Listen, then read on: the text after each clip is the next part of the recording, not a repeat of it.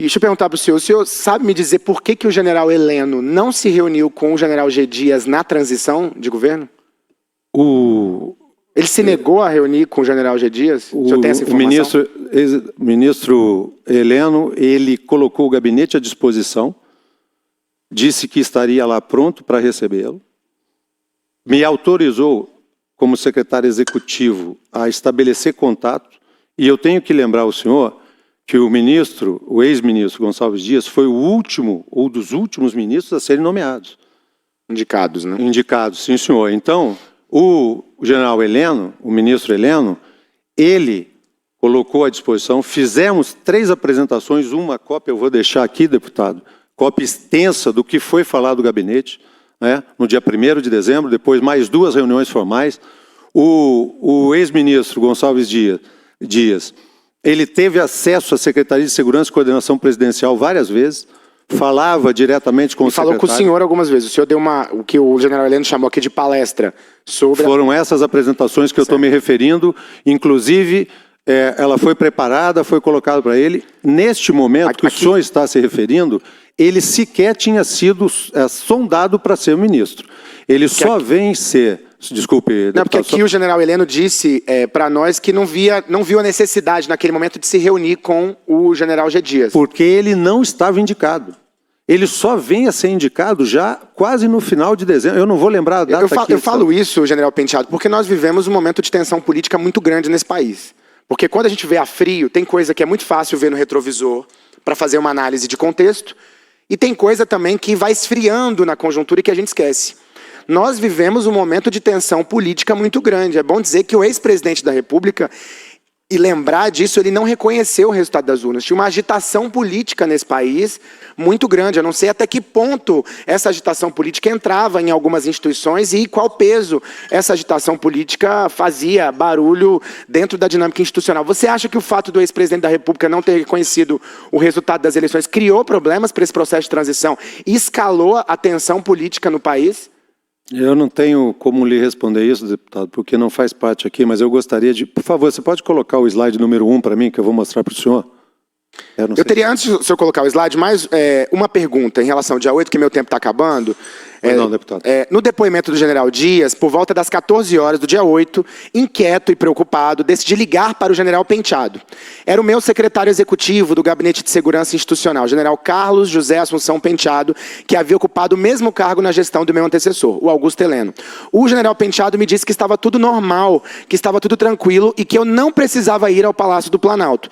Naquele momento estava tudo tranquilo, não era possível perceber que o policiamento no local era insuficiente, que a crise poderia escalar? Deputado, com relação a parte disso daí, vou ser sincero para o senhor, eu não poderia dizer porque eu não tinha informações disso.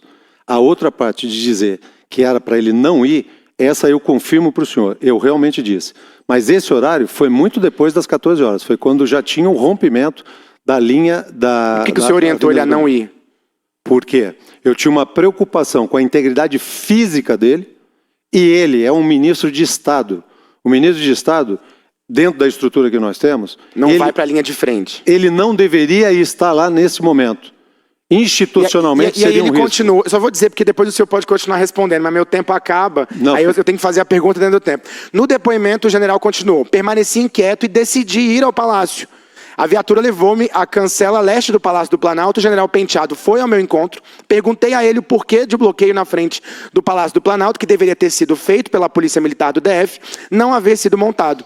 Aquele era o bloqueio do plano de operações escudo do Planalto e tinha que ser montado. Não estava, inclusive cobrei dele com um palavrão o motivo de bloqueio do plano escudo não ter sido feito. Por que o plano escudo, o senhor já explicou isso aqui algumas vezes, não tinha sido feito, e aí ele dá a entender no depoimento que, diferente do que o senhor disse aqui das atribuições, que o senhor estava absolutamente envolvido em toda a composição e organização da operação daquele dia. Então, acho que é importante o senhor falar sobre isso e falar também sobre as orientações que o senhor deu a ele e essa conversa que o senhor teve com ele naquele dia. Especificamente sobre isso, eu já falei e vou repetir para o senhor aqui. Eu cheguei lá entre 14h15 e 14h20, toda aquela situação, fizemos a volta, fomos para o anexo, do anexo subimos. Até então, o general Gonçalves Dias não estava ali. Não estava ali. Eu me encontro com o pelotão da Polícia Militar e a chegada de tropas do Exército Brasileiro. Essas tropas chegam, neste momento que nós estamos ali, aí eu o vejo. Eu me dirijo a ele, ele não fala comigo. Volto a dizer, deputado, não tinha mais plano escudo, não tinha por que falar de linhas. Essas linhas todas, barreiras e etc., elas já tinham sido rompidas. A manifestação, os manifestantes, eles já tinham adentrado ao Palácio do Planalto. Então aí há um entendimento que a partir deste momento, de um plano que é preventivo, que não, por fruto da falta de informações, falta de alertas que estavam ali de posse de um decisor, elas não chegaram. Fruto disso, o Palácio tinha que ser retomado. E essas foram as medidas que depois o diretor de segurança, secretário de coordenação de segurança presidencial e nós fomos. Por que esse pessoal todo estava lá? Porque ali, independentemente do que está previsto no decreto, nós enxergamos dentro de uma estrutura, de uma hierarquia e de uma disciplina. E era importante estar ali nesse momento. O tempo do deputado Fábio terminou, mas, general, o senhor estava abordando um ponto que eu queria voltar nele, para que o senhor deixasse mais claro, que é o seguinte. O senhor disse, estava falando aqui, dentro de um contexto, de que o GSI fez reuniões e trabalhava com duas hipóteses. Uma que era a eleição do atual presidente, do ex-presidente, e a outra era a eleição do presidente Lula. Eu queria que o senhor descrevesse para a gente como é que se dava essas reuniões e se dentro do GSI, os generais e tudo, tinha a disposição de reconhecer o resultado das urnas. Eu vou dizer do que era ali, do que nós fizemos em termos de planejamento. O Gabinete de Segurança Institucional, ele participa de 56 comitês e comissões. E eles são de todos. Ele vai de Política Nacional de Fronteira, a segurança nuclear, a segurança cibernética e diversas áreas de atuação do gabinete. Nós temos ali o Conselho de Defesa Nacional, onde a gente faz os assentimentos prévios para mineração, preocupado com a área de fronteira e etc. Então nós tínhamos ali, por obrigação funcional, de verificar se o gabinete ia continuar existindo nos moldes que ele ia continuar, ou haveria possibilidade de haver o que houve durante o governo da presidente Dilma, que era transformar a Casa Militar e o gabinete, porque isso também foi levantado. E para onde iriam todas essas funções? Então, nós tínhamos que ter lá, dentro das secretarias, os secretários tinham que ver como eles iam fazer isso. Para qual ministério vai essa comissão, esse assunto, se o GSI deixar de existir. Isso tinha que ser feito com antecedência, porque o decreto de instituição do novo governo, que entrou em vigor somente no dia 24 de janeiro, ele tem que estar pronto no dia 1º. Então, essa era uma tarefa, lembrando sempre, deputado, volto a dizer, um pensamento de Estado.